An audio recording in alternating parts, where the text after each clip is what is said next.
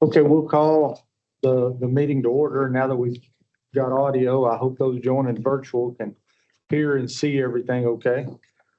I'd like to start with, this meeting is being held by video conference call for all participants. Please remember that while speaking, your face must be clearly visible and your voice audible. Board members, please remember to keep your video and audio on during the meeting and identify yourself by name before speaking. Good morning. Thanks for everybody making the trip. I know some of the TCO staff had a late night last night at the Capitol, so thanks for making that. And Brian, I guess you were up there too. I snuck out early. Thank you for coming up. I'm excited about some of the information. I visited with some of our subcommittee people via email, and I know there was some work done, and we've got some great ideas coming. And we'll do that. I'd like to first get started by getting our minutes approved. I know they were emailed out to the group. I read through them and didn't see any changes. Iris did a great job. Oh, roll call. I'm sorry. Go ahead. Presiding Officer, Chief Deputy Jimmy Jackson. Here. Assistant Presiding Officer, Captain Robert Sunley. Here. Mr. Brian Flatt. Here. Mr. Joseph Lawrence. Here. Chief Jeff Barnett. Here. Clinical Here. Director. Got it. Clinical Director Teresa Jamerson. Here. We did Christopher Pounds. Leilani Ramos. Here. Dr. Here. Mr. Alberto Hoffman. Here. We have four. Thank you. Now I'll thank you for doing the minutes. I did read through the minutes and Iris did a great job of putting those together. If y'all have had a chance to review those or have any edits or comments or a motion to approve those. Make a motion to approve minutes. Second.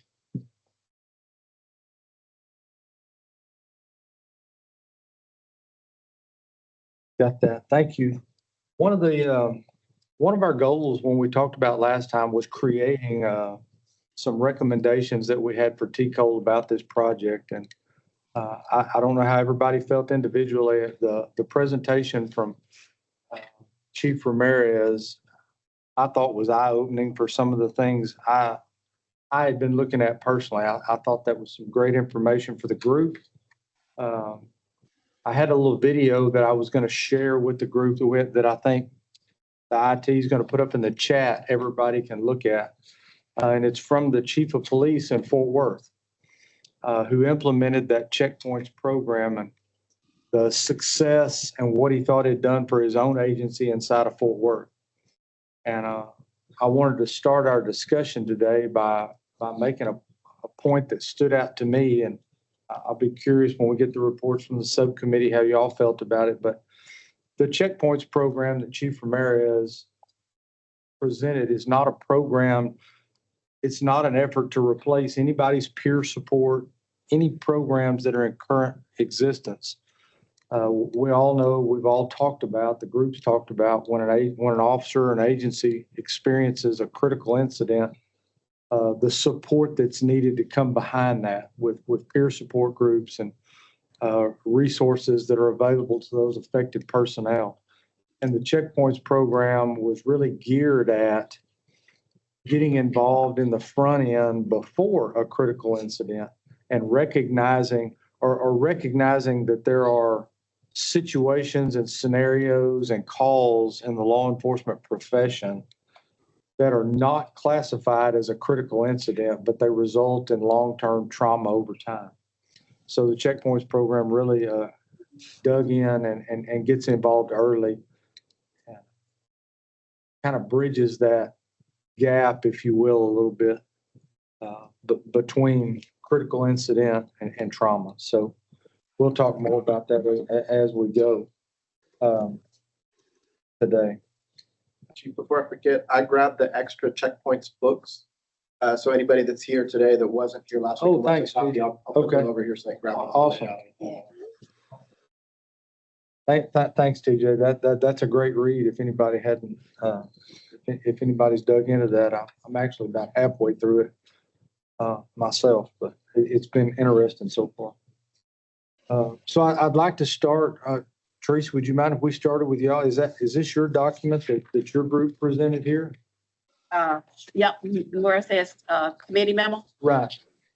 Would you mind, you and your group mind maybe reviewing that and discussing that a little bit? And just as we get started with that, the other goal I would like to accomplish today, TJ, when is the commission meeting in June?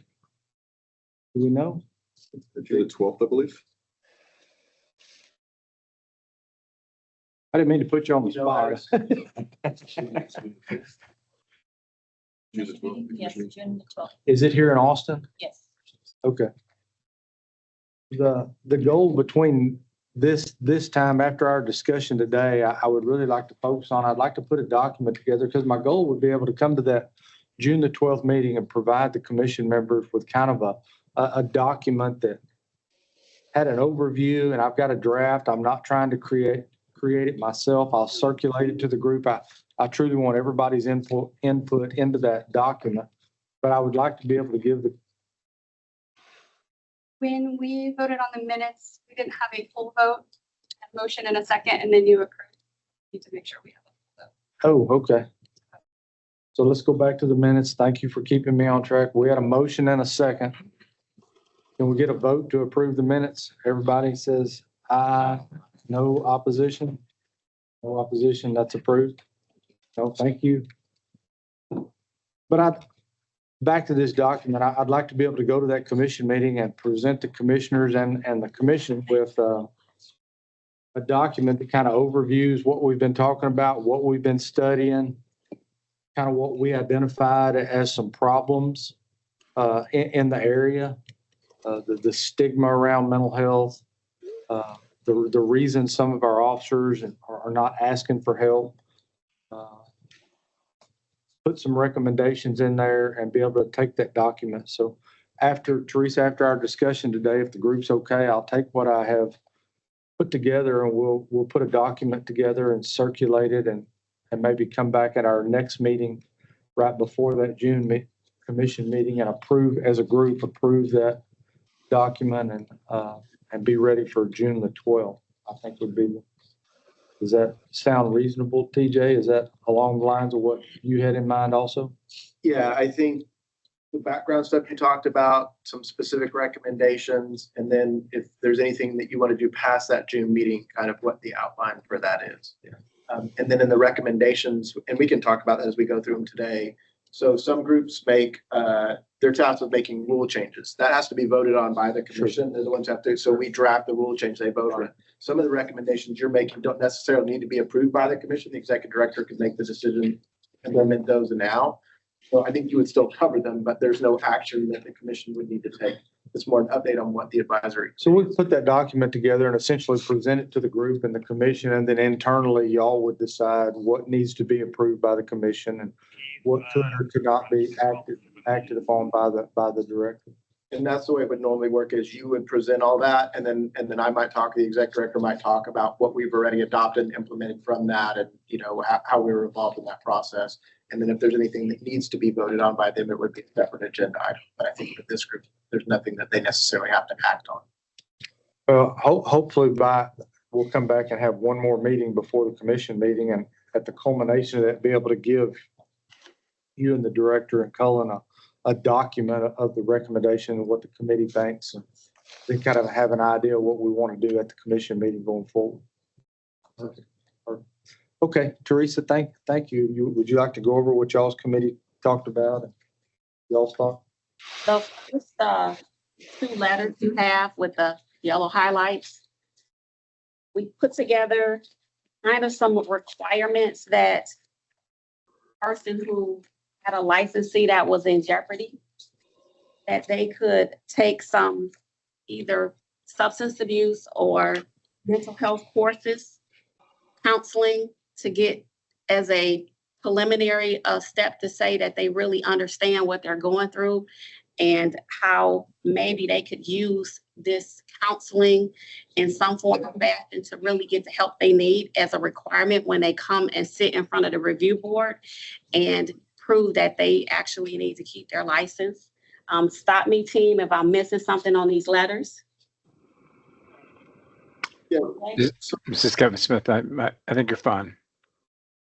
Real quick on the letter. So the rules are changing on the E1 obligations, the requirements for licensees to notify TCOL of an arrest. We will send all licensees who get arrested kind of a letter that explains the process of what their obligation is as far as notifying us of the disposition of the case. This letter would largely replace that. And I think the test group we've talked about are DWI cases. Yep. So there are a lot of cases where, for example, family violence, if they get a disposition, their license will be revoked. There's nothing they can do to mitigate that. But we have a lot of what are called informal hearings for DWIs where people come and ask for a reduced suspension on their license following completion of their whatever they receive from the court. And this kind of provides them a guide because we have certainly seen some who come and in those informal hearings are far more successful because they've engaged in therapy and identified the underlying problem. And we have some confidence that they won't repeat that problem. They understand how they got there. And then there's some of them that are not there at all. In fact, some of them that I'm concerned about at the end of the hearing where they are mentally. So this is something early on. We can't require them to do that, but certainly we can prompt them and give them the opportunity. And it's been my experience that early in that process, they're very receptive to what can I do to save my license? And if we can get them to engage in counseling, identify underlying problems and start addressing those, then I think even if they don't come back to law enforcement, we've been successful in our efforts. So adding that information to the letter that we send to them. Right, this letter is the one that has that extra information. This wouldn't go to everybody who got arrested. This would probably go to everybody who got arrested for DWI for the first year or two. And if we start seeing results of that, we could, and we've discussed this, I think we might be able to identify other cases. We have odd cases, criminal mischief or minor thefts where we might be able to use this, but DWI is the simplest group, I think, to sort out and target with this effort.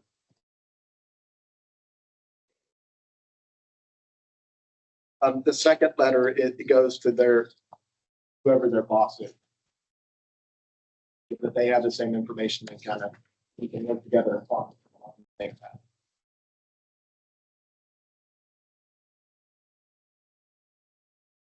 I agree.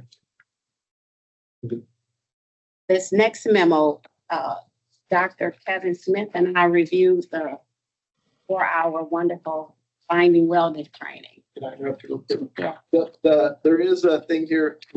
So the letter that goes to the licensee on the DWI is meant to have an attachment. And that's what this printout is. The challenge that we're having, and I was working particularly with Teresa and Dr. Smith, was how to guide them to a doctor. And in particular, is there a way for them to go get a free assessment in that first meeting? Because I think it's more likely they'll engage there. They worked on a list. I'm hesitant to give a specific list of doctors where they feel like this is who TCOL said I had to go see in order to keep my license.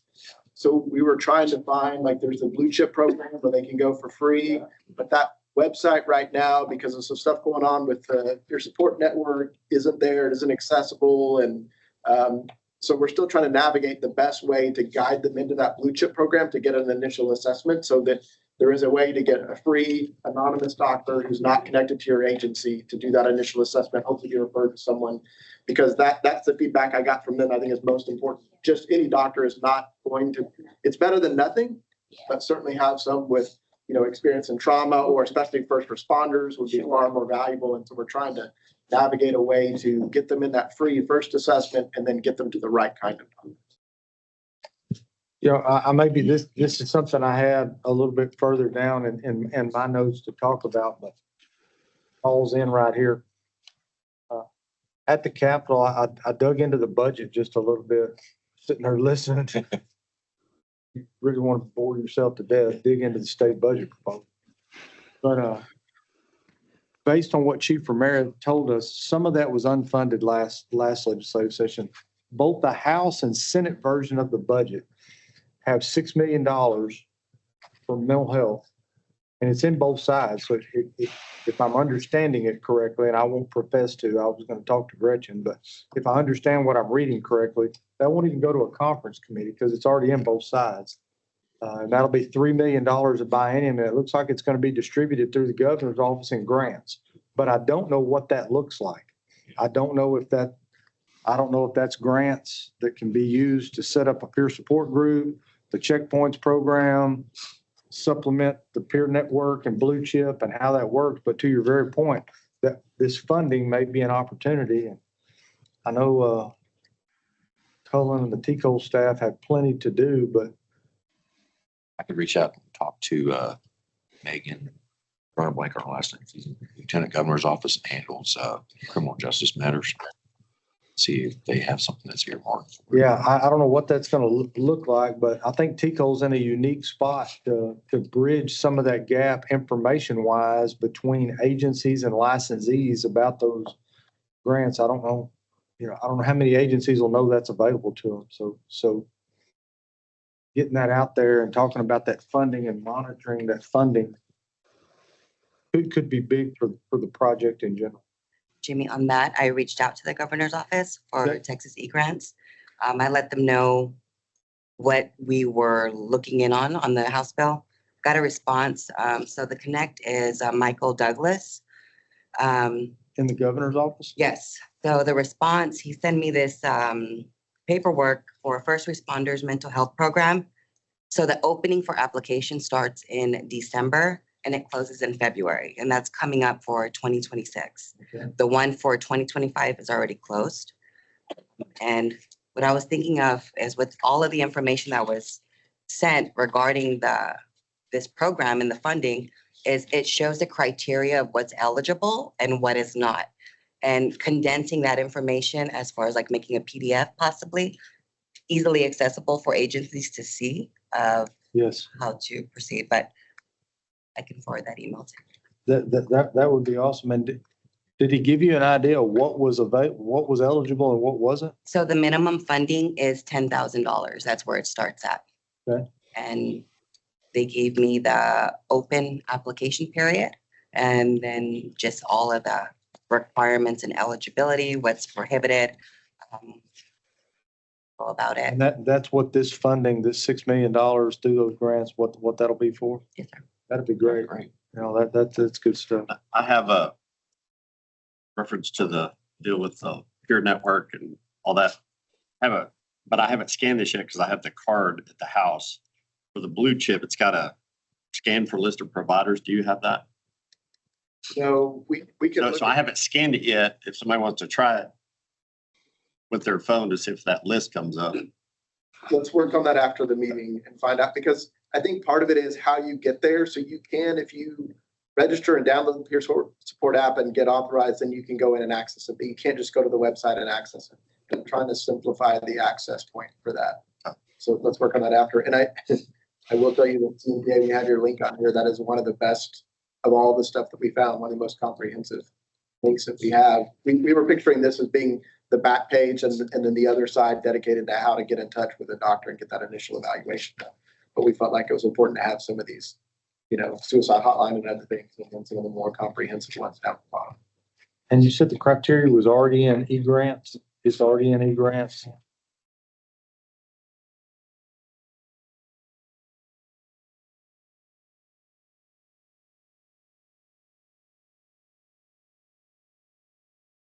Okay, I'm sorry, Teresa, we got off track. Oh, no problem. That's just because y'all are doing good work. It creates conversation.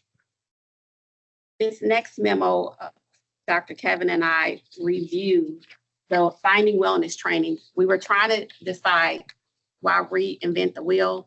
Right. We wanted to look at what was out there. We discovered that when we at the 4-hour training, that the training was really comprehensive. It really gave the licensee like this beginning approach to how to take care of their mental wellness. And now we just kind of debated on where do we put it. And TJ came up with a great, decided to stick it in the third. Is this third orientation and training right after that one? Right, so they talked about making it required training after you graduate from the academy. Yeah. Colin and I have had a lot of discussions about this. I hate to add anything else to the BPOC. There are some wellness stuff that's part of the BPOC, and I know they're looking at their curriculum, but there's so much information they get. And so, shortly after they graduate is what we were hoping for. But when you create a training requirement in the first year or two of licensure, you create rolling windows and it makes it hard to enforce. And so what we talked about instead is making it a third requirement in order to get your basic proficiency level. So right now, an officer graduates, takes the test, they get their license. They have to do that personnel orientation and FTO period. And once those post on their PSR, then they advance to basic proficiency. And so we have people call and they've been working for 7 years and never got to basic and want to know why. And it's because nobody ever reported their FTO. So we tell them how to resolve that. So if we made the wellness the third prong, some of the big agencies would just make it part of the BPOC because they make them do everything as early as they can. But I think a lot of people would get in that first year that would be one of the courses they do. It's free on my TCOL. It will continue to be there. We're not making it any harder for them. We're just encouraging them to take that class very early in their career. And I think a lot of people, it will be right at the end of their FTO period is when they will take that. I think is probably a good delivery window. Well, yes, sir. Would that also be something for our telecommunicators and our jailers also? So we could certainly do the same way because they also have proficiency levels. Do they have? Yeah, it would be with jailers and tellies that if there's not a hurdle between them and their base. Be the next step. It'll be their intermediate. And so it's not to say we couldn't put it as a hurdle to the basic, but peace officers we've already built that path. So to insert a third, on peace officers is not as hard. And it's almost a just foot. It's mechanically how it works. And so you understand, even if we put it as intermediate for telecommunicators, most agencies that will be one of the first classes they have them do because they're not as they don't have as much required training as peace officers do, but they are going to push that to the front of whatever training they have them do.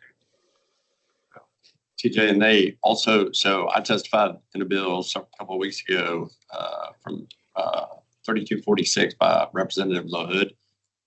Was wanting to create a resiliency training program for law enforcement and military. I tracked it because it was my office. I had the talks. I went in and said, hey, fun fact, Texas already has this. Finding wellness, here it is. Call TCOL, all that stuff. They didn't call TCOL. They didn't call Gretchen until, Gretchen had to call them the 3 days before the hearing. Then she calls me and says, that's literally our class. I tried to tell them. So when I testified, I said, hey, we already have this. It's already mandatory for current peace officers for this training cycle. Whatever you do, add to it, update it every now and then if you want. I go, just don't make this mandatory. We're not at that stage yet. So I had to tell Representative LaHood's office, hey, we're in favor of this. We're just trying to testify, not kill your bill in the process. That we already have this. Just don't make it mandatory right now.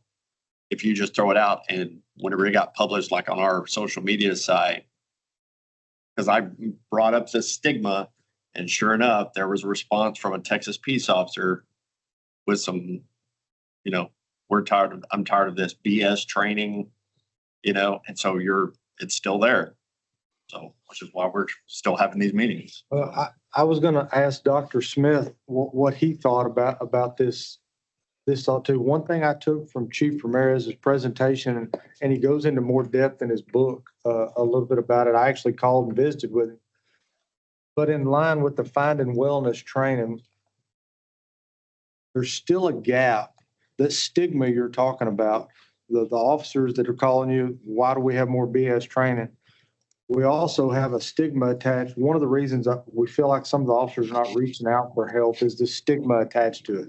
They view that their agency supervisors are now going to view them as flawed. They're going to go to a fitness review, a mental health review, and they're going to carry that stigma with them the rest of their career.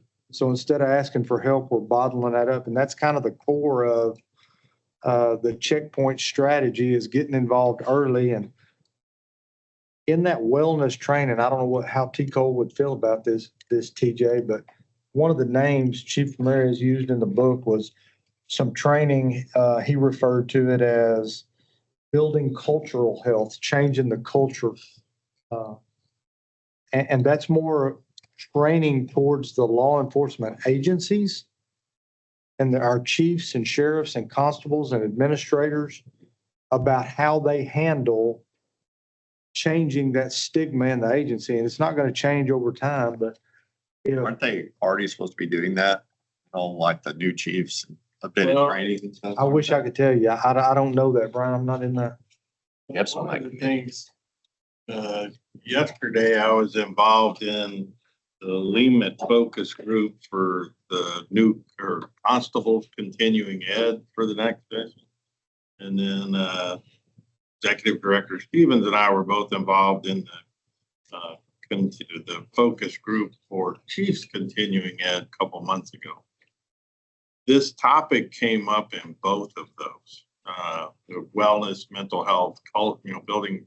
I don't know that they use the same term, building a culture, but I think the desire among those focus groups is there. So Lemat may be the point, they're trying to, now, as you know, sheriffs don't have a mandated state training requirement. Right. So sheriffs are the outlier. Almost all police chiefs, constables have to go. Constables are on a 4-year cycle as opposed to 2 years. But it did come up, and it was very prominent in what the Lemat was talking with constables about yesterday, self-identified by the constables themselves. So I think there's at least a desire, or it has been identified by them. So I think we may see some more of that coming in their mandated training. Generally, the way we found to reach sheriffs is either through TAC and/or. Well, the one group that has the ability to influence the training around sheriffs is this group. I mean, that's Well, his TCO. and back to this point though, if they build a 4-hour block that goes in, Chiefs continuing ed, it would probably be the same 4-hour block and the constables continuing ed. I'm just making this up. Be similar, yeah. Right, on a 4-hour building cultural health or whatever. Yeah. That whoever instructs that can certainly teach at the sheriff's conference. Sure. It becomes an issue of, do we make it mandatory or do we just make it available? And my experience has been that anything on health and wellness right now is well attended and well received. Yeah. And so I think you would still get a lot of. Nobody likes more mandatory. All the mandatory training always comes with probably the same stigma mental health does. When you see mandatory, it's just another mandate we got to go do. But I'm not sure that a mandate for police chiefs and administrators for a couple of training cycles is not, maybe they don't have to do it every year, but they need it once. If we're going to change a culture, it's not a voluntary change. We're going to have to do it. We make it mandatory to talk about how we handle dog bites. what about changing, putting an extra curriculum in the new supervisor course? Yeah. The block of that, and there's a recognition. Well, I guess the point of that for the discussion and recommended to TCOL is to just take consideration into, we're doing a lot with finding wellness. We're reaching out to the licensee. There also ought to be some training geared toward the agencies and the administrators about how we handle these critical incidents and how we handle mental health, so we don't put that stigma on the officer that stays with him for the rest of his career for You guys know. Chief, I think Dr. Chief, Yes. Chief, if I may, this is Dr. Kevin Smith. I just wanted to comment here. I'm sensitive to the fact that agencies don't need additional mandates. I get that, and I can see the resentment that newly minted officers don't want yet another course to complete. But I think, this change in culture comes from the top down. And a lot of our new officers, to be frank, are at an early stage of their development, and many of them don't really fully understand the risks to them psychologically over the course of time. And so I think a course like this could not only sensitize them to the risk to themselves, but also help give them a little more insight into the people that they're meeting and dealing with every day on our streets. And so I know it's a delicate balancing act, and where do we place it is important, but I think, something, we have to make it a priority in some way. If we don't, it will never be. So my 2 cents. No, thanks, Dr. Smith. I think that's really important. One of the things Chief Ramirez pointed out was when he was talking to his homicide detectives, none of his detectives had trauma or felt like they had issues with looking at some of the victims of the homicides, looking at the bodies. They understood, being a homicide detective, there was a chance they were going to see a dead body, and that was normal to them, and it didn't create trauma. The trauma to his homicide detectives came through the grief and the trouble and the trauma related to the families of the victims. So it was that trauma that was unexpected. The homicide detective was expected to see the body. So I think every division, your traffic divisions, your patrol divisions, everybody's going to have a different impact. So changing the culture with our administration and recognizing what's causing that trauma and being preventative and changing that culture attached to it, I think is big, and it's only going to come through training. We're only going to get it there. And I agree with Dr. Smith. I go back and tell my sheriff, the committee's recommended more mandated training. He's novel, may not let me come to Austin anymore, but I agree. Some of this is going to have to be mandated for a little bit, or we're not going to see the needle move. Colin, do y'all know if in the draft of the new supervisor, is there any, it's saved on my laptop, but you can't open it anymore. I don't believe so. I don't believe there was an intentional effort to do that. I'll have to look when I get to my Yeah, laptop. I cringed when you said the new supervisor report. We just revised it. Oh. We've got it, I think, posted for public comment, and we're trying to come to an end and get that out there. Because the industry's wanted more leadership training. Now, I don't disagree that this could be an important component of that. Yeah. But it means us backing up, cracking it back open and retasking. And it went to 32 hours, going to 32 hours, right? Yeah. So then that's just a minimum, but then you can get people to, add your other stuff to it. Is there a class, an existing class for that you guys are familiar with? What we're talking about, creating cultural wellness. We just I don't know if y'all heard, TML just created one, TML IRP with Steve Dye, Chief Dye up in Allen, and Marcel Brunel. And we had one 2 weeks ago in Allen. It's this exact course that we're talking about.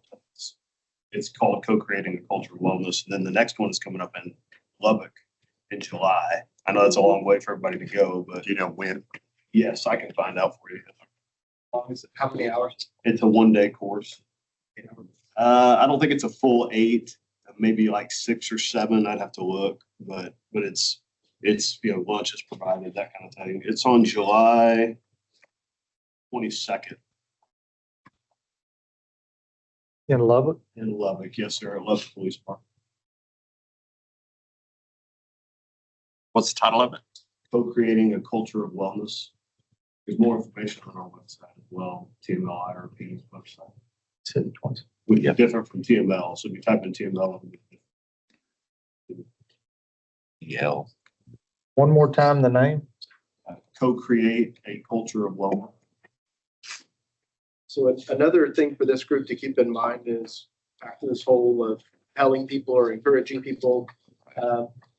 Our conference is in September. So certainly we can encourage Chief Ramirez to come speak, right? Present on what he's working on. If they want to, if we can get them to put on that co-creating a culture of wellness, right? A lot of times there will be the request, can we make this part of the LEMA training? Can we make this, that they want those things. They just don't want us to tell them that they want those things, right? So, let's all work together to realize where we need to be.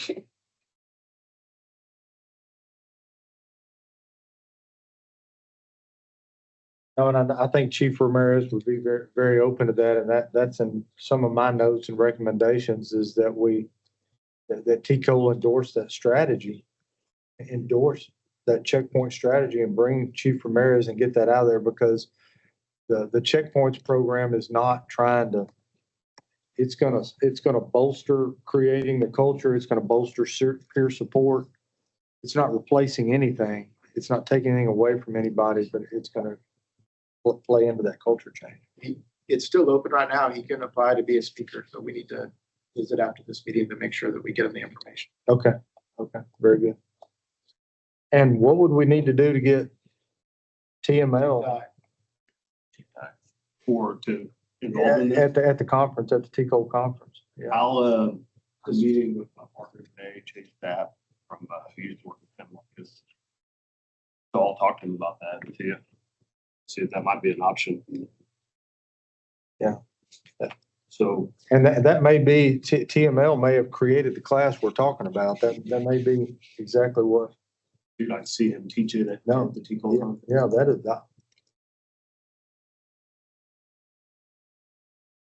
I know they just had the TPCA just had their training conference, and Chief Barnett can speak on this or expand, but the definite topic of creating that culture is being talked about at the chiefs, and that they understand that the chief that has the job wants the job to be there for his people, and not to be there to be the chief.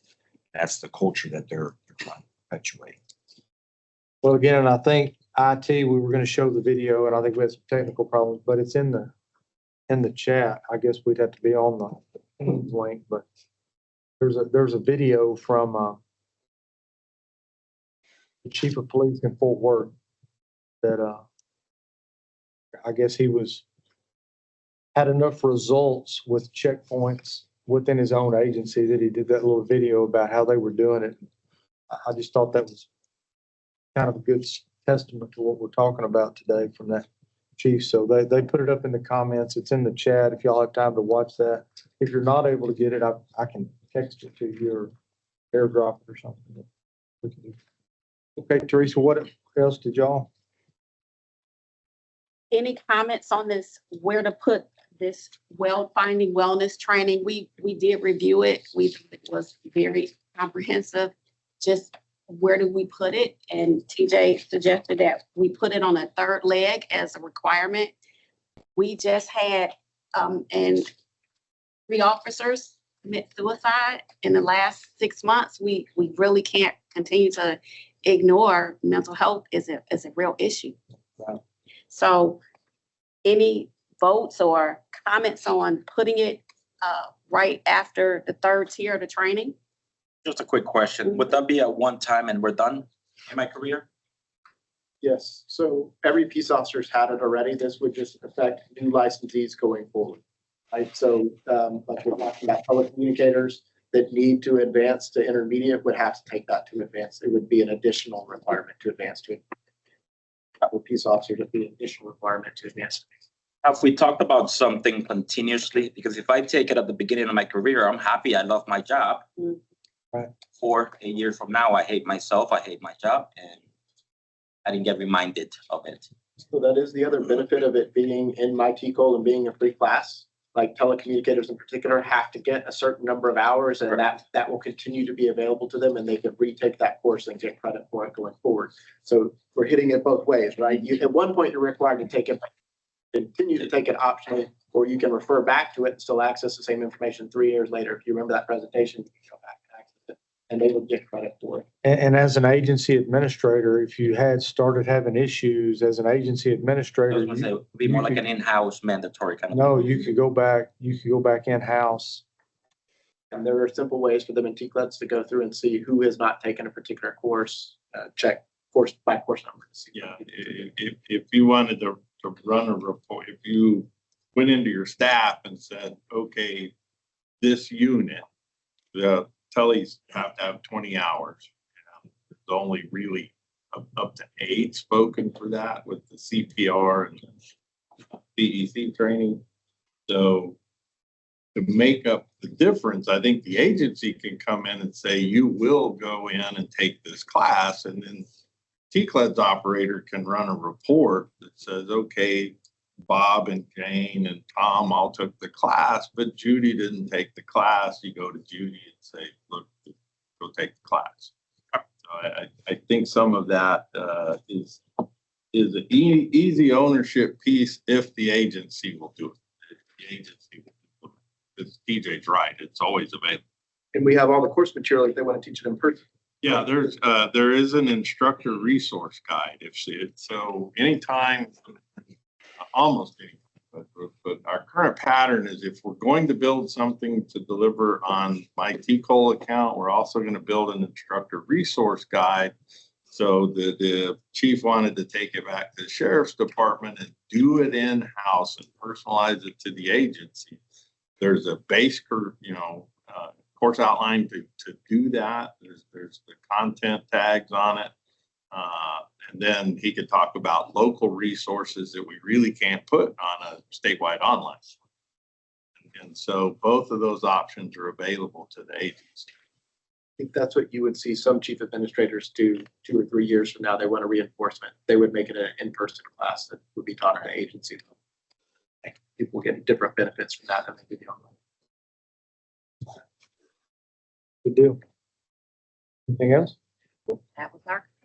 All right. Well, thank you for the work, and thanks for what y'all did with that.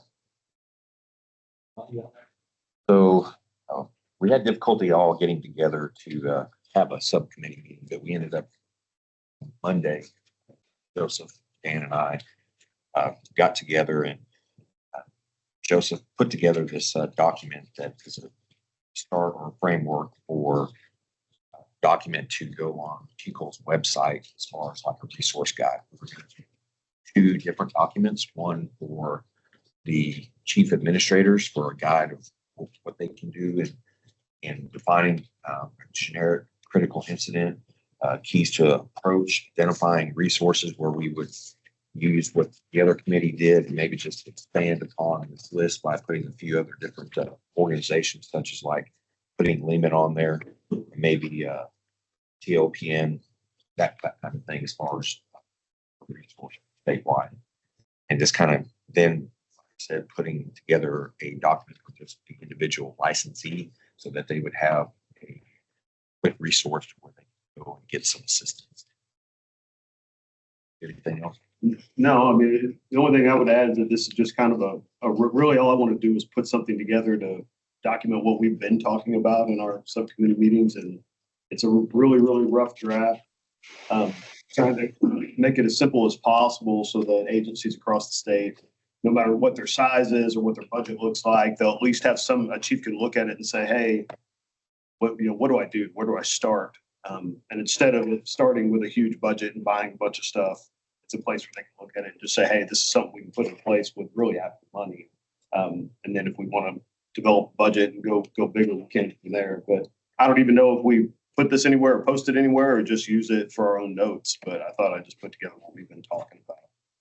And I think a resource guide was something we identified early on that would be great if TCO actually posted somewhere, and it could include some of the stuff that Lonnie was getting from the governor's office about those grants. That resource guide could have a link allowing agency administrators to understand what those grants, what those grants do. So I think a resource guide. So in terms of recommendations, going back to our goal of creating a document, I'll put something together and distribute for everybody on email to review, and we can finalize it at the next meeting. But the letters to the arrested and to the agency are certainly good changes. The e-grants funding, the resource guide, and then the training piece.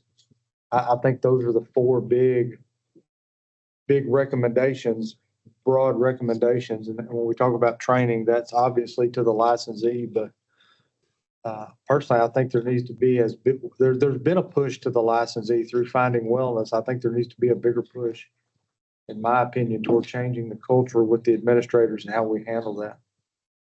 Because I think we have people that are going to go through the Finding Wellness training, but are still not going to reach out for help because of the stigma that is attached to it. Especially in the smaller agencies. No, right. If I could make one suggestion on this one, I think this is great for the, like you're saying, the chiefs of what can I do, and they're looking for that. But one of the things I think we have to stay focused on and keep repeating is that if you are in a 7-person agency and you want to try to find to do something, is you have to consider and include those smaller agencies that don't have the resources. That's right. Because these 1 and 2-person agencies that don't have this, haven't done any of the research, have nothing, we're not going to see them. It's going to be the sheriff or the larger agency where they're on the same fatality, collision, or suicide or whatever with that single officer that would think to include them in whatever they do post-event.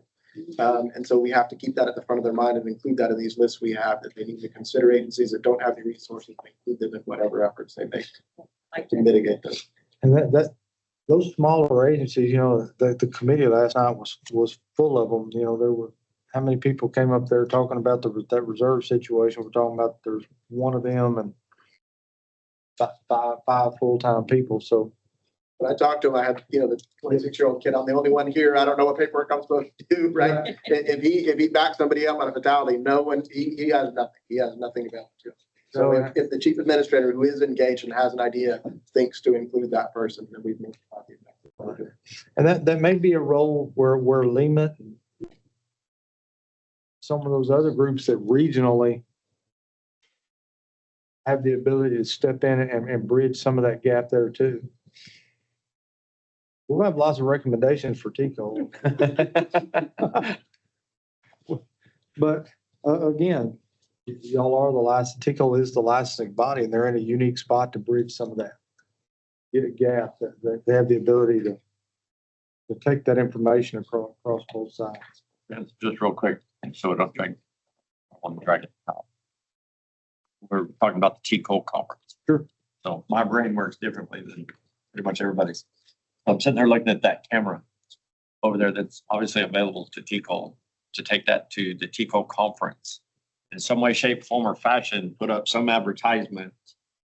Somebody get up and talk about it and go, hey, sometime while you're here from certain time periods, if there's anything that we could get you to come up on, and if you want your face to be shown, cool. If not, there's technology to blur it out. Testimonial of the good, bad, the ugly of the mental health world. No matter the position, because you have everybody there from telecommunicators, corrections on up, right? And I know it could take a while, but maybe every now and then with even the newsletter come out, put a link, throw it up on the website for a video. It can be a 30-second to 1 minute, because you don't want to, I don't want to sit there and, tell a 5-minute story. Just to have it on there of just constantly even once a month. Does that make sense? Literally the good, bad, the ugly, and of all levels. And, if our chief administrators are there, cool.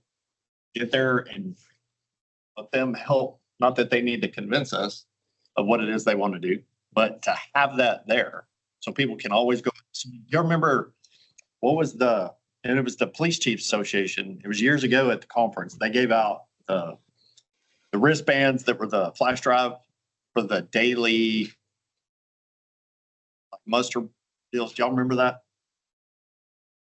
It had it was like little training programs. I still have one. Oh, the somewhere. like show up stuff. Yeah, but I can't remember what it was. To have something like that available, if that makes sense. Yeah. Kind of like the real quick topic, like a 1 to 2 minute, and they even had a couple slides for a PowerPoint or whatever video. LED, You know what I'm talking about? yeah, it used to be. But something like that to say, hey, it's here. We're going to put all these resources on there, but we're in the world. Like, I'm in the older generation, so I don't. If I know what the topic is and it's of interest to me, I will read it. If not, if there's a video link, I'd rather. No, it's certainly not. Brian, what you were talking about earlier at the beginning of your comment, I think that sets the stage for a very powerful tool. Have people sending and giving this message, whether videotape or otherwise. Obviously, peers and colleagues speaking to something resonates with peers and colleagues. So I think that's a fantastic idea. And if we could do it. Make sure that we have peers available. So Is there, I'll be at the next conference, so for sure. is there a way for the Vincible program to be? That's what it was, Vincible. Yeah, that's That's what what it I was thinking is get Stan and Yeah, that's what it was, Vincible. Yes, sir. Jeff's on here. But Vincible's a product of the Police Chiefs Association. Yes, sir. Stan Stanridge is kind of the driver behind it, but I think that's something that would certainly, I think they're up to like 500 videos. Does that sound right, Jeff? Yes, sir, it does. You know, so adding some of these, because a lot of departments have adopted, they're using it, and they're making it available, and the Chiefs Association puts them out. Sometimes seems like a couple of times a week, you know, but they're short, powerful, meant for roll call, show up. They can share it on common drives and stuff. So having that type of content added to that program could be pretty powerful, because they've already adopted it. It's injected as part of something they're already doing. I already have one of the core, they have, it's set up under 5 cornerstones, and there's, I can't remember all of them off the top of my head, but one of them is for that purpose, mental health type stuff, overall wellness. So it actually fits right along with what they're already doing. But I like the idea of specific people coming out and giving a testimony. I think that's great. So this is a good example of where I think we can facilitate, but we don't have to take a lot of responsibility as an agency. If Vincible is interested in doing something, you want to reach out to them as far as getting a conference room at the conference and getting signage up and giving them, you know, helping them facilitate that between classes and make announcements. Like, we can easily do that if they want to run the project with the captured audience, 1,000 plus. I think we'll have over 1,000 people probably at this conference. So I mean, it's certainly a great opportunity. I think it's something also we can certainly bring up. Of course, our partner on the peer network is University of Texas, Dallas, the University of North Texas. But they may have, of course, the peer network may have access to people who would volunteer to do such things, and UNT Dallas may be able to facilitate some of that through our peer network contacts. Is, you know, setting up, and because a lot of the peer counselors had something happen. That's why they're passionate about, you know, the counseling component. And so and they're people who tend to be more willing, because they're now on the other side of the equation. They tend to be more willing to share some of those stories. How did I get here? Here's what happened. What was the remedy? So I think that's something we can probably reach out to. They would also have direct use in peer training, Yeah. using those clips, right? Right. Just like the Vincible program would, or even whatever is embedded in the Chiefs program as far as changing the culture. It's easy to dismiss your own people because you know all the details that you expect hearing other people say, this is what worked, this is what didn't work. I make plans differently. But just, I mean, that's the crux of the video. When I saw, I mean, to your point, when I saw the chief in Fort Worth, when I saw his video talking about checkpoints, it resonated, and I wanted to bring it to this group. So making those, and once the videos are made, I know Brian, y'all are the same way, but I go back to my association mindset. Once those videos are made, there's a communication piece attached to them, and TMPA has an ability. Like we currently have a Yes. Wellness Wednesdays on, you know, the socials and stuff like that. And Tyler Owen, who's our communications guy, he does a really good job of, no matter what the topic is, he finds it and, you know, goes on. And like it, at some point I'll go on and do a deal, but it's, I think it just became a culture, because last week I was at a dinner with 10 or 11 officers that from all over the state, just brought up stuff that's going on at the Capitol, and brought up the peer network and what was another bill that was trying to add that, and we were having to fight that to make that move over there.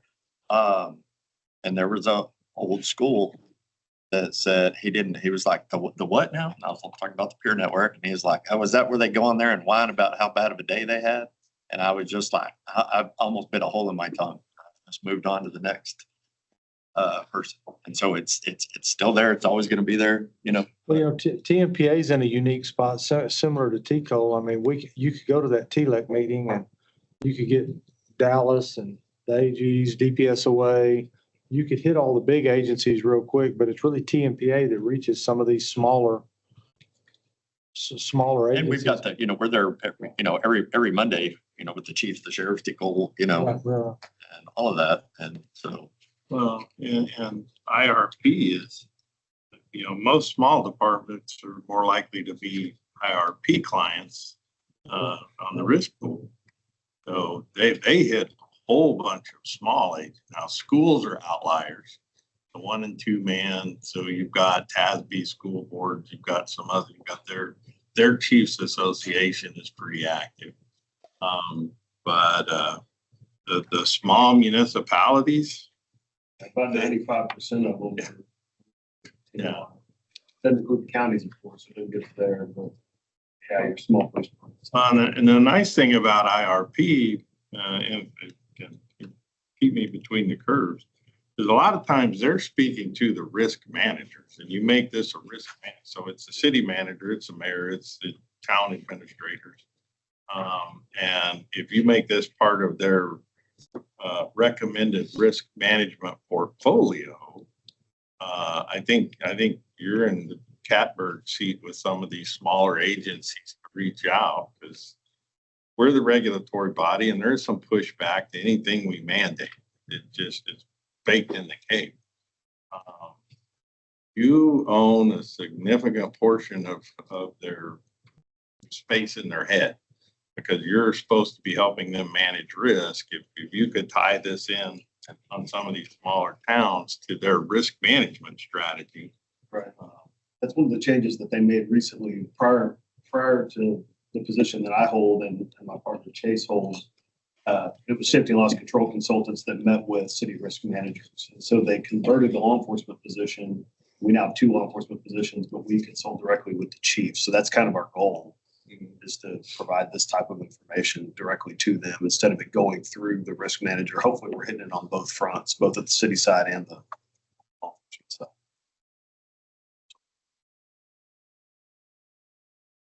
Great information, great discussion. Anything else from the committees? I'll take what we've talked about today, and prior to our next meeting, put that overview document that we planned that we would like to take to the commission meeting on June the 12th and circulate that. And y'all please put your comments or changes, and don't view that document as something I'm trying to talk everybody into approving. I'll take our group information and just try to consolidate it. And we'll make what changes, and we'll try to via email having a document that we can bring next time for approval and go from there. Just a reminder, if we're sending out an email of the document to everybody, make sure that we're, like, the documents that you send out, we can review it when we come back for the next meeting. So that way we don't have a walking forum with responses back and forth with everybody. Okay.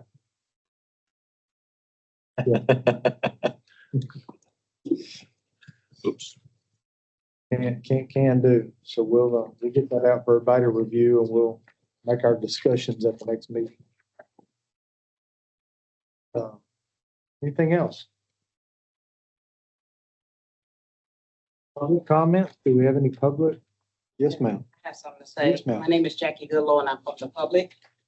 I do believe in the checkpoint system in place at TCO is a valuable, accountable measure, but it should be used not just to identify deficiencies, but also to recognize when officers are in need of support.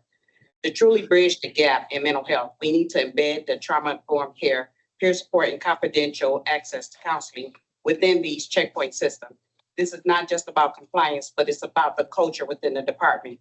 Mental wellness should be as much as part as important in professional readiness and physical fitness and training tacticals. As Dr. Smith has said, the climate change starts from the top. So I do believe in guys' checkpoint system because it also shows accountability. So Well, Thank you for taking time to come, and we appreciate the comments very much. Thank you. Dr. Smith, anything else from your end? Nothing further. I think that, trying to find the right balance and see where we can get a buy-in from people is going to be critical, because that's really essential, right? I think in terms of changing the culture, it has to be a priority. And I think that it sounds like from this discussion today, that's going to be a process where there may need to be some education at the chiefs of police level first, in order to get the buy-in from people, below that in the organization. But I do think that getting this education is, critical earlier in their career rather than later, if we want to prevent, mental health crises. So. Chief Burnett, Jeff, do you have anything?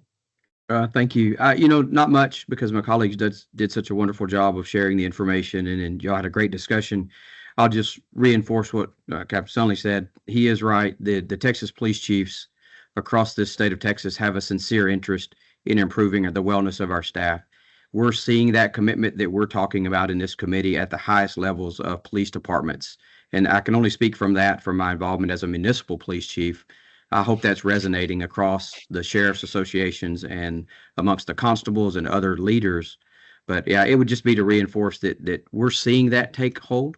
And I think this is the perfect timing to reinforce that with them. And I'll remind the committee that I did share this information. I did share the checkpoint system with the folks over at Sam Houston that are running LEMIT and the Bill Blackwood Institute. And I encourage them to add it as a component of the every 2-year chief cycle of training that we do. So just to remind you that I did share it with them, and they saw some interest in that as well.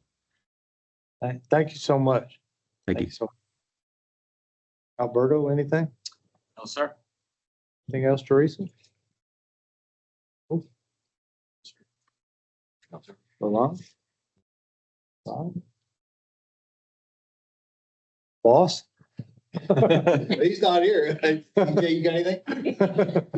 No, I'm just working on getting the link for anybody who wants to apply to speak at the conference, so we can make sure we get that to Chief Ramirez. No, if you Chief could, Dye or whoever as soon as possible. Encourage them to. that'd be great. If you could give me that link, I'll get it to Chief Ramirez. Well, we can send out to the whole group that way. If anybody else knows people, Sure. we have a whole track dedicated to health and wellness, right? Or is that, do I have that wrong? Have to look. I mean, that was one of the requests for proposals, was to have such a track. That is something that, because they survey the people who attend the conference, what do you want to see? And that is always one of the things, to Chief Barnett's point, that they ask for. So if we know people who would be good presenters based off what we're seeing, we want to make sure that we encourage them to at least. Sure. I'll get the link on the Chief's eye and talk with Parker today about possibly. Be great. And the chief was actually in the focus group for LEMIT in the next session. Chief Dye. Yeah, yes. All right, that's all I have, and we'll get that circulated out, and we won't have a walking quorum. We'll save our comments for here. So what a great job y'all do keeping us straight. So thank you. If there's nothing else, I'll take a motion. Yes. Do you want to talk about the next meeting and when we Oh, plan? yes. May 22nd, it's a Thursday. We do have a notebook that will go out to the commissioners. We have a deadline of May 21st. So if we want something to be in that notebook for the commissioners, we can. That goes out on the 21st. So that is our deadline.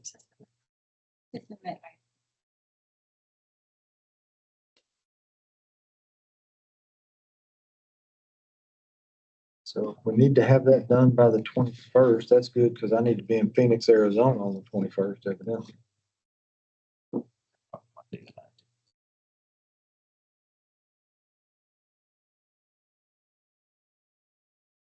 We do 15 or 16. Yeah. With May 15th and 15th, 15th, yes. is May 15th workable for everybody? Yes. Yes. Let's plan on May 15th. That'll give us time to get a document together something approved by the 21st for the June 12th meeting. Would, well, thank you, possibly effective. So that would be Peace Officer Memorial Day. If there's any agency that does special things, Yeah, mine's earlier in the week, so you're right, we do have one, and mine's earlier. that popped on my calendar. Yeah, it did. Mine's earlier in the week. Actually, the day before, but National? Always on the 15th. And a reminder, Saturday's the Texas Peace Officer Memorial. Instead of Sunday. all right. Does that conflict with anybody, or is the 15th still doable? I'm good. We'll plan on May the 15th. Thank you, Jenny. Yeah. 9 a.m. on the 15th will be the next. Make a motion to adjourn? I'll second. We are adjourned. Thank you. All right, thank y'all, as always. Thank you.